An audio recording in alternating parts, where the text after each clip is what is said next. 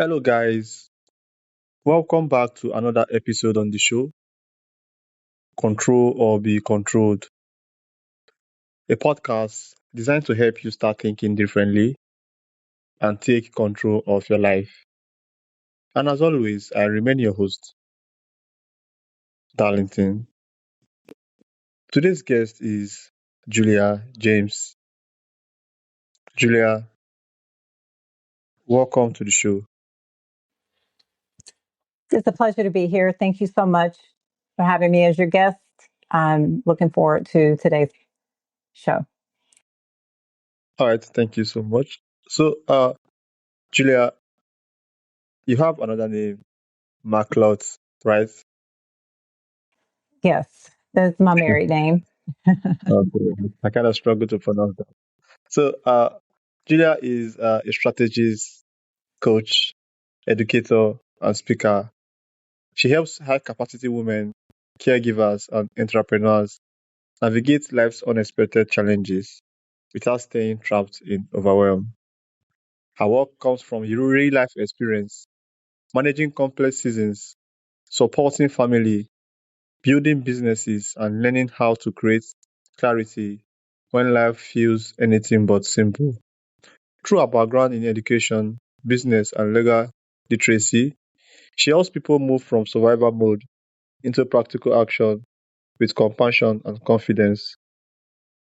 Today, we will discuss handling life's unexpected twists, reducing overwhelm, creating clear next steps, and how to keep moving forward when the pressure feels heavy. Once again, Julia, welcome to Control or Be Controlled. Thank you for having me. Okay, so I hope you enjoyed that introduction. Thank you. That was very, very, very beautiful. And Okay, sometimes you listen to other people and you don't realize how much you've done or accomplished in your life. And when someone gives you that kind of introduction, it's very humbling. thank you I'm very much. grateful. I'm glad. So let's get into the questions I have here for you. Okay, so you became the person people turn to when life feels overwhelming. Can you share with my audience how that journey began for you? Oh, wow. Um, I could start back when I was a baby, but I won't start there. I think everybody has their life challenges, and I like to frame it as something of a metaphor. My favorite metaphor nowadays is navigating life's curly twists and turns. My mom had me, and she gave me a backstory about how I was in the hospital for almost a year with heart trouble, lung trouble, and she used to call me her little birdie. Um, I coined all of this and started pulling all of this information together, and as what you see today on paper from 2023 into where we are now. My mom told me before she passed away with melanoma cancer, she said, my birdie has finally learned to fly. And I had to sit with that for a very long time to remember or to think about what that means or what that can mean. We often equate um, life as hard, but I have learned that we can reframe things or look at things from a different points of view. You don't have, no one ever has to stay stuck. So for me, um, I started becoming my mom's caregiver. Um, we thought won our battle with cancer, but ultimately she passed away Thanksgiving 2023. Then my husband got sick and we thought he had Parkinson's, but we realized that he had MSA, multiple system atrophy, in 2025 of July. So it's almost like having, you have all these big dreams and these thoughts and these desires for life, and then all of a sudden life doesn't go as planned. You could either falter, fold, or you can pick yourself up, reframe the situation, and change your perspective. And life comes to this one point. I think sometimes it's a decision. When God gives you the opportunity to wake up, he gives you air in your lungs. He gives you the sight He gives you the ability to move and breathe. You could either be upset about the circumstances, or you can decide to move into what I say decision mode and activation mode. I don't think sometimes we have a decision mode or decision making or permission problem. We have a productivity or a execution problem. So challenges for me, I decide to and what that's going to look like. And I could either be a victim, or I can decide to be somebody that's resilient and push through it. Did I answer your question? Yes, thank you. So, uh, can you share why high capacity women, caregivers, and entrepreneurs, why do they often struggle when life becomes unpredictable? And that is how do they struggle when life comes unpredictable? There's many ways to struggle. There's um, as a someone who is just here on a mission to help bring light and life, um, and encouragement to help other people realize their potential. I have a acronym I like to share sometimes when I say thrive and grow. I want people to know this one thing. If they can leave away with one thing today, how do you represent your greatness in the earth? So I need you to ask that to yourself. How do you represent your greatness in the earth? So how do I function when life gets crazy, or when I get, things are under pressure? Um, I go back to the decision that I made, not to give up, to say, okay, I have a purpose and I have a plan. What is that purpose and that plan? Do you know that purpose and that plan? I gave myself the permission to sit down long enough to hear what God would say, what that was. And every day I wake up, it's an opportunity for me to revisit that, to move. And so when life gets crazy, or when life hits the fan, um, as a high function woman or a person that is a caregiver, things get hard.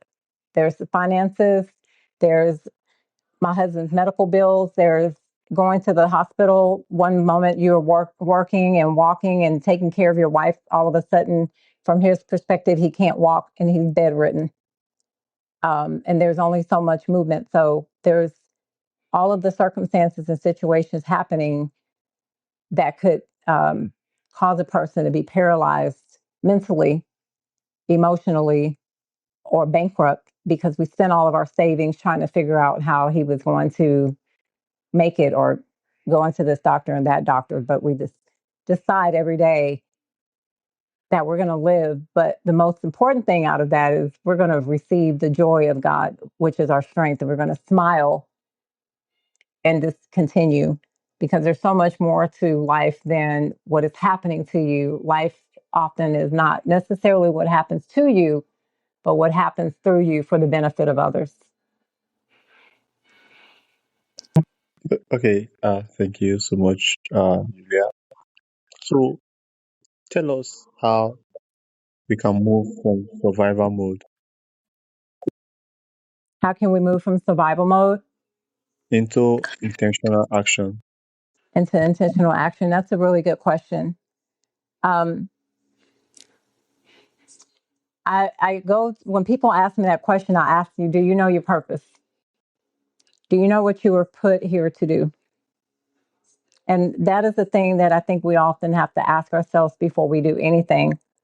Because if we don't know our purpose or know what we're here to do in the earth, it's easy to allow the circumstances that we're facing to shortchange us, or to rob us um, from the ability to see. So it it's distilled down to the decisions that we make in our mindset when we're faced with life's issues. It's a decision. It's a choice. It's, who are you innately in this earth? What were you here to do? And when you know that, and you can answer that for yourself, um, I think anybody that's facing any situation that's rather dark or big or small, can press through life's issues, if you will. Okay. So, I don't know. Is there a practical way to move? Because most of these are just theory. Is there a practical way to actually move from survival mode into intentional action? It is. So for me, practically speaking, when I got hit with the idea or the thought of my husband, this is a active situation that is happening right now. I can tell you. So my husband can't talk anymore. Um, there's something going on with his neurons in his brain, which doesn't allow him to speak very well. He can say yes, no, and then sometimes he can press through. So when I was faced with the idea of not having a life that I thought I was, I had to make sure that I had to look at things and say, what is the situation? How am I going to move? I developed an operational system. Most of us would say, let me hire somebody to have a caregiver. So I have someone that made a decision and I made an operation plan, if you will, right? So whatever you're facing, if you have kids, if you have a life, or if your car got wrecked, I'm just saying these are practical things that you can do. So like if I have no money and I need a job, or if my car got stolen, what do I do? Your brain starts looking for solutions when you start asking the right questions. So I would say one of the practical solutions is you can start asking questions. If you don't start asking questions, then there's a possibility that you're gonna stay stuck. A person can get emotional. When you start having emotions override the situation, that's when you can stay stuck. Okay. So one of the practical things I do every day is I ask questions. I look at the pros and cons of the situation. How am I going to help my husband? I need a solution. How am I going to help him with the doctor bills, manage the food, manage his medication, manage all of the situations that we're dealing with? How am I going to help him today? So I started asking practical situations. I think everybody should start there. Create an operational situation solution or operation plan. You list what it is that you feel like you need. You override the emotion with the practicality of the situation. I think you need to sit still long enough for you to be able to say, listen to God, or whatever the download it is, whatever you believe in, whether you believe in God or the creator of the universe or whatever. I think there's a small voice that every one of us can hear, whether it's intuition or that support system, or your own voice. There's a level of practicality that lives within each one of us. I think we don't spend time enough to pay attention. So therefore, I'm just going to say this again. So when you're faced with a situation, I think you need to get still, listen to the small voice, ask questions. When you're faced with things and you start getting downloads for the answers that you're asking, or write them down because you will forget, then I think that you need to look at everything that you have available for you, and then listen again to the practical solution, pray about it before you can begin to move and make that next step. I do that every single day.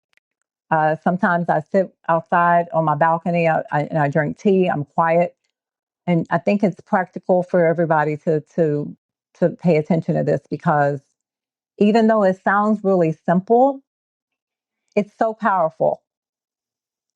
For example, how many of us get up every single day and then we just suddenly, we just immediately start doing things? We don't take time to rest long enough, or we go on the computer and we start looking on our phones, or we start checking our email, or we start looking for having a phone conversation or something. How do you know what that download is going to be, or what God wants to say to you and for the practical things of the day, if you don't take time, maybe 5 or 10 minutes to do that, right?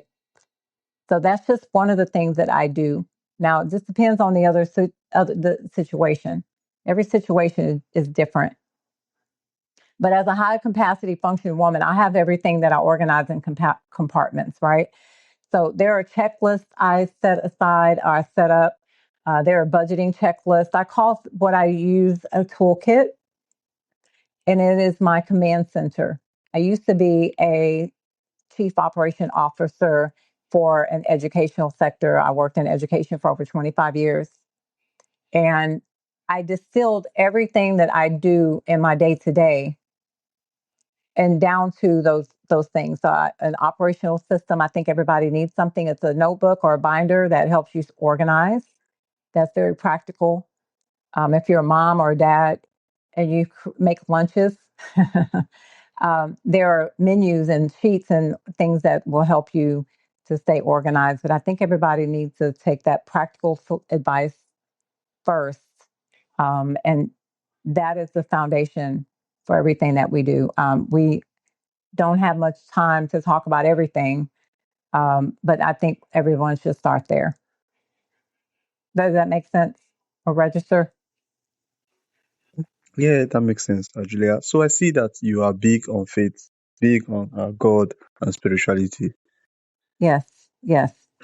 So what makes you? Why are you so big on faith, big on God? And what's the background of all this? We didn't create ourselves. Well, yeah, a lot of people in this world that know that they did not create themselves, but still they don't have that faith. They are not grounded in spirituality like you are. Right, right. So for me, my faith has been developed and cultivated right over time. Um, there are moments I hated God or I hated being here, and there are moments I wanted to die. There was moments in my life that I just didn't want to be here or I didn't understand. There were moments and times where I was questioning God, right? But God has proven himself over and over again that he's real. For example, I've had a couple out of body experiences. That's another conversation for another day. Um, I've also heard the audible voice of God when I was 12 years old. I'll tell you a quick story. My mom used to smoke really badly. When I say badly, Dominique, she used to smoke like 5 packs of cigarettes a day, crazy amount. But she used to send me to the store at midnight. She would wake up, have crying fits, emotional disturbances, and things like that. But she would always accuse me of being a happy girl. Why are you so happy?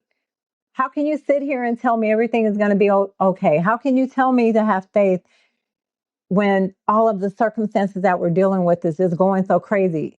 And I said, God told me it would be all right. Well, how do you know God?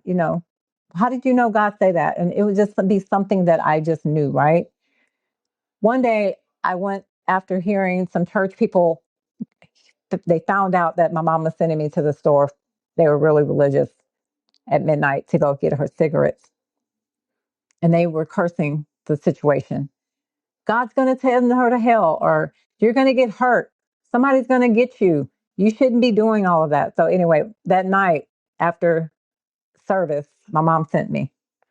I started becoming afraid. I'd never been afraid up until that point. I was walking to the store, this is literally maybe 5 minutes from the apartment we used to live in, with fear and trembling. I kid you not. And while I was sitting there looking around, afraid like boogeyman was going to come get me, I heard God tell me, legit tell me, be still, be not afraid, for I am with you. It was like a wind of rushing water. It was like thunder and lightning. It engulfed my entire body. And I actually put my fists up in the air like I wanted to fight somebody because I thought somebody was surrounding me, like they were there. And I say that to say every time I have doubted God, or I was tempted, or I didn't realize that, I didn't remember for a second because of my circumstances told me something different. God reminded me and took me to that place to remind me that he is who he is and he is real. And that I should never doubt that there is a creator that loves me, that knew me before I was even in existence, and that knew that all of my circumstances that I would ever go through would happen. And I agreed to those circumstances, and that I could trust him. I could trust the God in me, and I can trust and have faith that everything is going to turn out better than it has before. And he has proven it time and time again. Just when I thought the situation was just going to overtake me, he would remind me of the practical solutions and the applications and remind me that I should have faith and trust and believe. And the moment I did, I realized everything was going to be okay. And they are. And they are. Okay, definitely put your trust in God, and everything's going to be okay.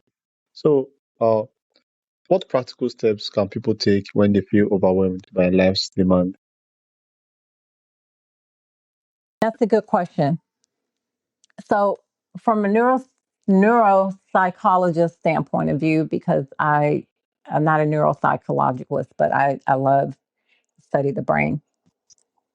Practical steps a person can take when they feel overwhelmed. I'm going to tell you what I do. I stop in the moment and I take some deep breaths, because what you want to learn and understand is that your brain starts to go into height and flight mode. And when you get into height and flight mode, you don't think, your blood pressure goes up, your veins are dilated, and the blood, your heart starts beating really fast. So the important thing to do is to first stop, breathe, secondly, and to take deep breaths.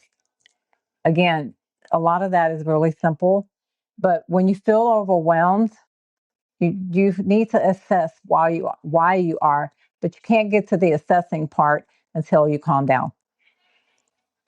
Um, there are moments in time when there's a need for us to be go into the height and flight when we are nervous or afraid, or when there's something going on that causes us to be, but then it all goes back down to that. So the practical steps is to calm down and to reflect, to get in a calm state, to be able to, and then decide and look around and to figure out what it is that we need to do and how we need to move from that point.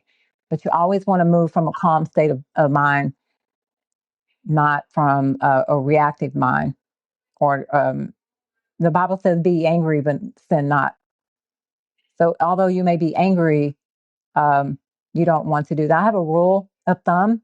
I never send emails, make decisions, or do anything that's I may or may not regret when I'm angry or hungry or sleepy.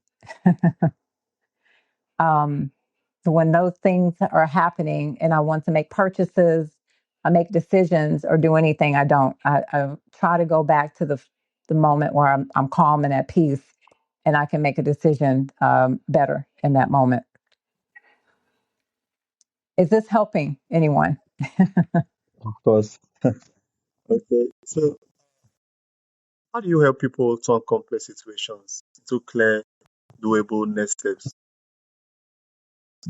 Okay, I didn't hear that question. When people have we have some complex things to do, complex situations. How can you help them to turn those complex situations into clear and doable next steps? It depends on what it is. As a life coach, I walk through issues, points of clarity with everyone all the time.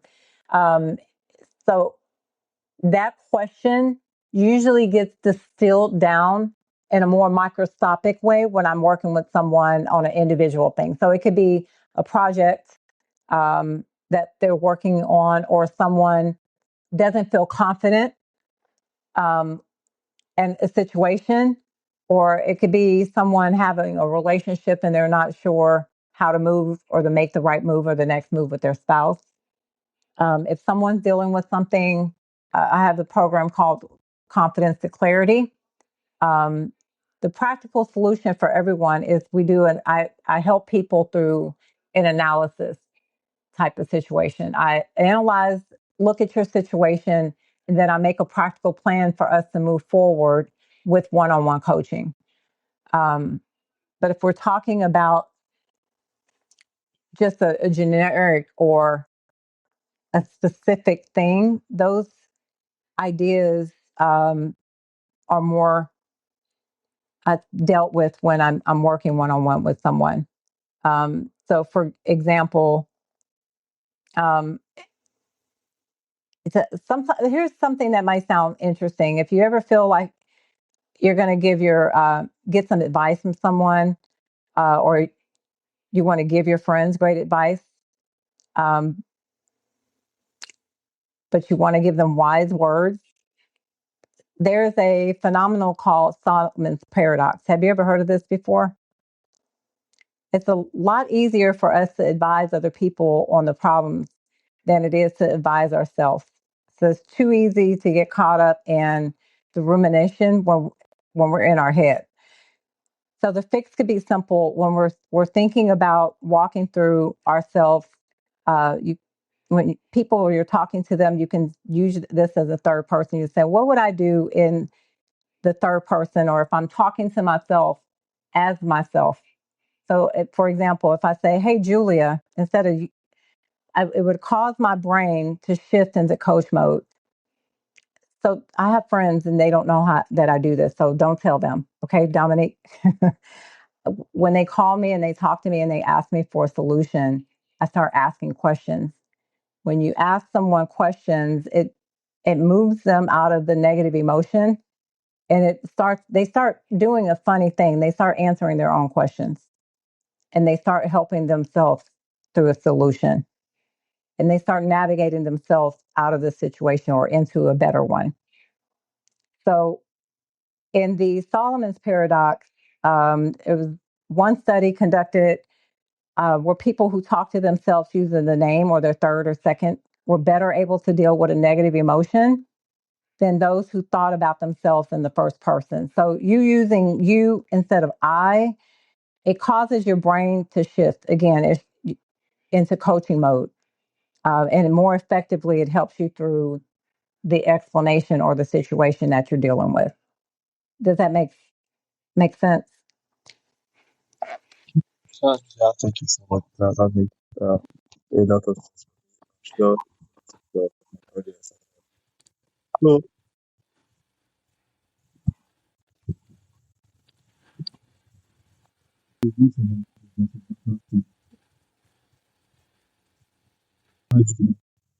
okay. So, what advice would you give to someone who looks successful on the outside but feels overwhelmed privately? I think there are a lot of people who are on this table. Okay. So in your conversations, a lot of times when you're feeling overwhelmed, we have a tendency to want to vent to other people or to complain. If you ever had a bad day, you might call your sister and or your brother or your neighbor, and it can feel like a really powerful thing to do. Um, but when we take stock of how we really feel after letting something out, if we feel relieved, that is likely a sign that we're sharing something that was weighing on our mind. But that doesn't necessarily mean that we're going to get relief from that conversation, even if that was the objective.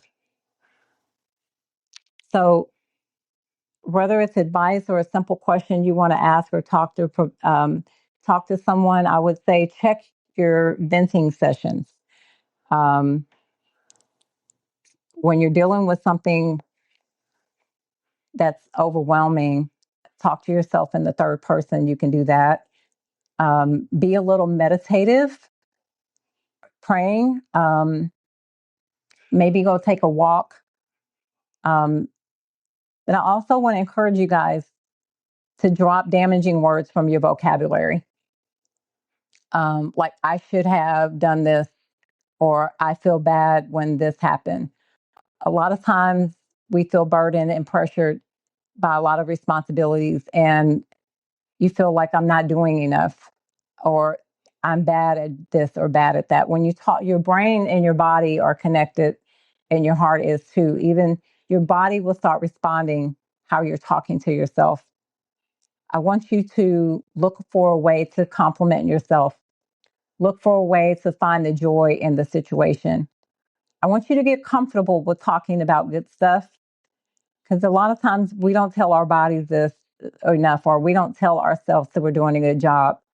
Um, Sometimes if we feel overwhelmed or we feel like we're stuck, um, our minds can get to racing, and we often feel like we don't have control over things. So sometimes even something as simple as cleaning up your space, organizing your clutter, can help out a lot. And taking time to count our blessings and looking for joy in the situation can help out a lot. Um, and if you find yourself full of complaints, take time to seek out the awe. When I say awe, is AWE. When you're in the presence of something that's hard to explain, looking outside, looking at the sky, taking time to experience a fresh cup of water could be something as simple as that, or a good meal, or a hot bath. Those are some of the practical things that we can do to look at our lives and find a way to come back to center, um, when we make it more simple and realize that life is not all the hard stuff that we go through, but there are moments that we can um, handle it. It just comes back to looking at it from a practical solution and just remembering that God is God. Life is not what happens to us, but what happens through us, and that we have the ability to make a decision in all that we do. And that decision can be um, to go on a fight or flight mode, or that decision can be to say yes, um, to clarity and not chaos. Thank you so much, Julia. Thank you. This has been a very exciting episode. Thank you for joining us and sharing your insights. Life rarely follows a perfect plan, but having the right perspective, tools, and support can make difficult seasons easier to navigate. The work reminds us that feeling overwhelmed does not mean we are failing. Sometimes it means we need clarity, structure, and a better next step. So, Julia, here is my final question for you. What is one action someone can take today to move from pressure to progress? Look for the joy. Remember your favorite things. Um, Write a list of things down that make you happy. I think making sure that you shift your perspective, um, in the middle of chaos or in the middle of tragedy, we can find ourselves stuck in the emotion of what just happened. But I go back to the thing that I want everyone to have and run with. Look at your situation or yourself and the circumstances, and is there something that you can do to shift? I think it is. I think we can. If you look for the joy, you make a decision to find the joy, because the joy of the Lord is our strength, or it can be. I think that can put you in a better mood and open you up for the possibilities of discovering the other things you can do to not stay stuck, or not to be stuck in life. Okay, thank you so much, Julia. So, for those that would like to connect with you, how can they do that? Thank you.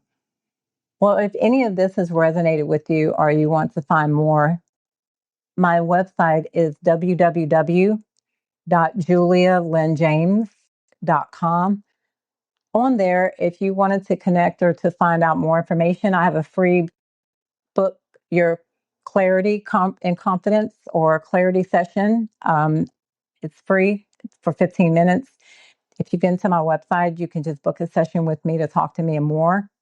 I also have other podcasts I'm on. I also am an author of The Diary of a Curly Haired Woman, Metaphor of Life's Curly Twists and Turns. You can find me on Amazon, Barnes and Noble bookstores, or simply go to my website. I'm also on Facebook. under Julia James. And also, you can find me on Instagram at Julia James TV. That's how you can find me.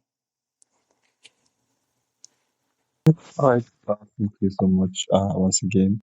And I really hope this message speaks to my audience. And for those who, if you know this episode is speaking to you, make sure to share it with someone out there, someone that is overwhelmed and may need clarity and needs to reduce complex actions to simple, easier steps.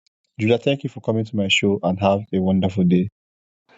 Thank you, Dominique. I appreciate your time, and I hope everyone out there has a blessed and productive rest of your evening. And don't let negative words bring you down. Thank you so much. Amen. Thank you.